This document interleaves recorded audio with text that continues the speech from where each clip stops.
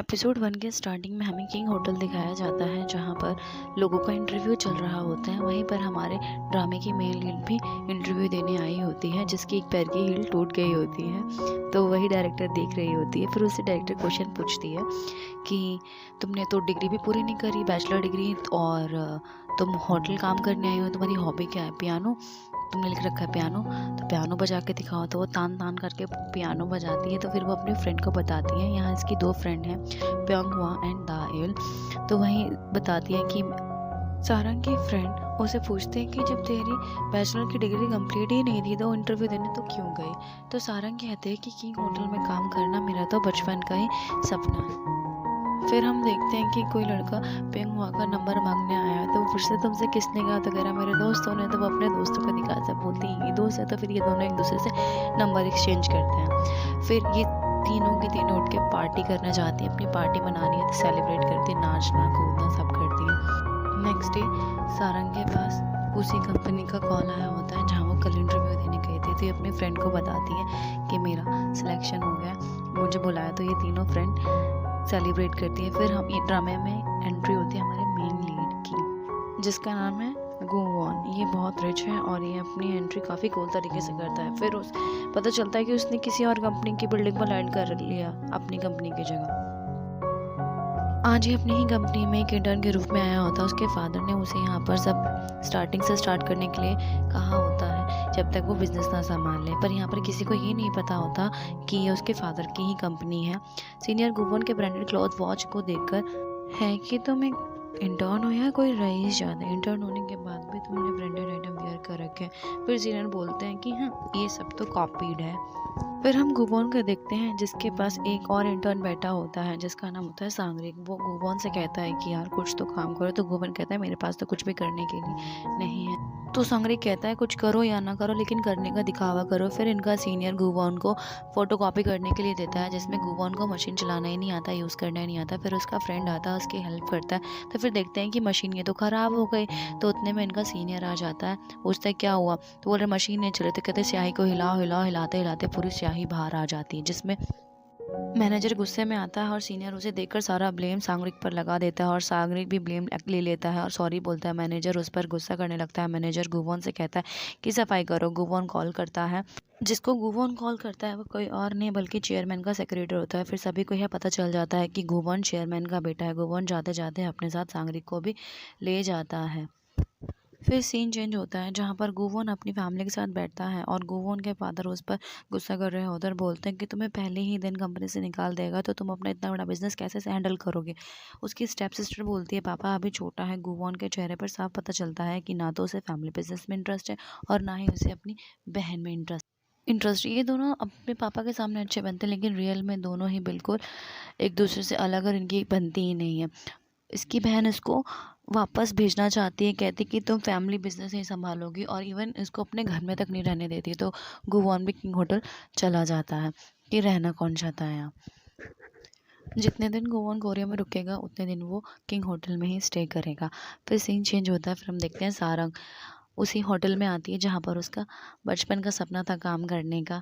बचपन में अपनी मम्मी के साथ आई थी, तब से इसको लगता है कि इसको यहीं पर ही काम करना है। आज इसका सपना पूरा होने जा रहा है।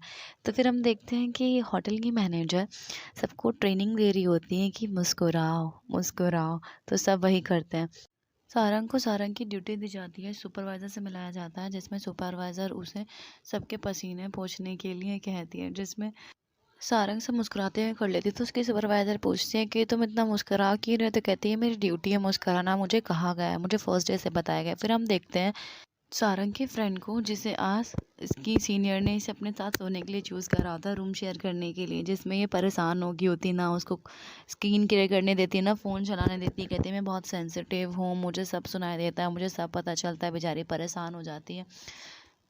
पेंग हुआ की सीनियर भी उसे काम करने को देती है, उसे खाना मंगाती है, कहती है ये नहीं होना चाहिए किमचे में, वो नहीं होना चाहिए। बेचारी परेशान होकर लेकर आती है। फिर कहती है कि वो सारे किसी और जगह खाने चले गए। तो फिर वहाँ खाना सर्व करने के लिए कहती है। बेचारी तीनों दिखाते हैं कितना हार्ड वर्क करती हैं, तीनों परेशान हो जाती हैं तीनों को। फिर एक ही फ्रेम में दिखाते हैं कैसे थकी हुई है। फिर हम देखते हैं गुवॉन अपने लिए टी शर्ट चूज़ कर रहा था, और ये भी देखते हैं कि सांग्रिक उसका सेक्रेटरी बन गया होता है। तो गुवॉन अपने लिए शेर वाली टी शर्ट चूज़ करता है। बोलती है कि कोरिया में सिर्फ 3 ही है, तो कहती है 2 मुझे पैक कर दो। पूछते हैं एक कहाँ गई, तो कहता है कि एक कोई और ले गया। तो वहाँ पर फिर हम देखते हैं मैनेजर सांगरिक को गुवॉन समझकर उनका नंबर मांगती है, उनको इम्प्रेस करने की कोशिश करती हैं।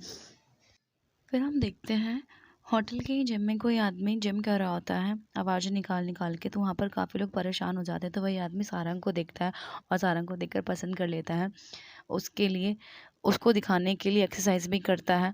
अब फिर हम देखते हैं कि उसी आदमी ने तीसरे आदमी ने ही टाइगर टी शर्ट पहन रखी है। टाइगर टी शर्ट वाला आदमी ही गुवॉन को इम्प्रेस करने की काफ़ी कोशिश करता है। फिर मैनेजर आती है, शिकायत लगाती है। तो मैनेजर के हाथों में सारंग के लिए लेटर देता है। फिर हम देखते हैं कि गुवॉन ने भी टाइगर शर्ट वियर कर रखी होती है। तो फिर सारंग अब उसी टाइगर टी शर्ट वाले का लेटर पढ़ती है जिसमें वो उसको मिलने के लिए बुलाता है। तो वो सारंग जाती है टाइगर टी शर्ट वाले के पास और ये गलती से ही गुवॉन को वही आदमी समझ लेती है।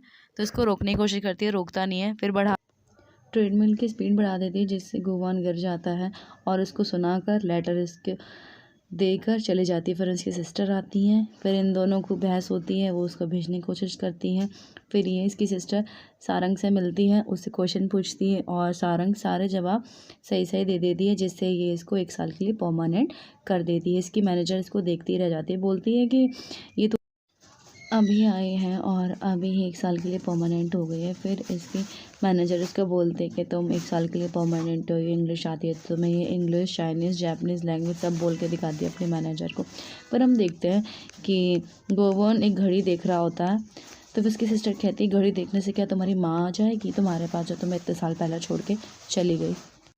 ये अपनी बहन के कहने पर अब कोरिया छोड़कर जा रहा होता है बाहर लंदन हमेशा के लिए वहीं रहने के लिए। फिर हम देखते हैं ये दोनों एक दूसरे के आमने सामने खड़े होते हैं, एक दूसरे के साथ होते हैं, पर दोनों को ध्यान नहीं देखते। फिर हम सीन चेंज होता है, हम ये देखते हैं कि सारंग सेलिब्रेशन कर रही होती है क्योंकि ये 1 ईयर परमानेंट स्टाफ बन गई है, इसलिए दोनों उसकी फ्रेंड्स सेलिब्रेट कर रहे होते हैं यहाँ पर।